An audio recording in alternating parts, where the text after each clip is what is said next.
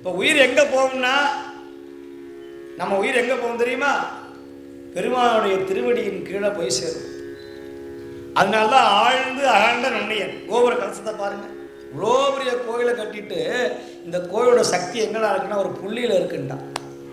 இப்போ இவ்வளோ பெரிய கோயில் கலசம் எப்படி வைக்கணும்? ஒரு பெரிய இவ்வளோ பெரிய கலசம் வைக்கணுமா இல்லையா? அந்த கலசத்துக்கு மேலே ஒரு 5 ஆள் உட்கார்ற மாதிரி வச்சுருக்கலாம்ல. ஆனால் உட்கார முடியும் யாராவது? இவ்வளோ பெரிய கோயில் எது பிரதானம்னா மூலஸ்தானம், மேலே கோபுரம்.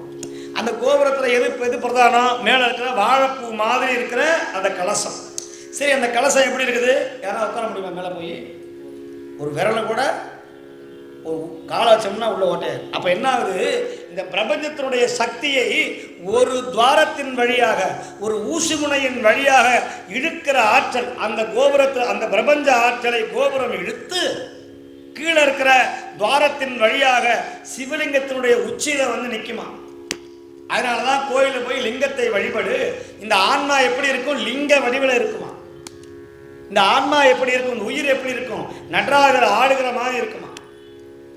அப்பேற்பட்ட தத்துவார்த்த உண்மை உடையது. அதனாலதான் மகாவிஷ்ணுவே வைகுண்டத்தில் படுத்துக்கொண்டு சிவபெருமானை தியானம் செய்கிறார் என்று புராணம் சொல்லுகிறது.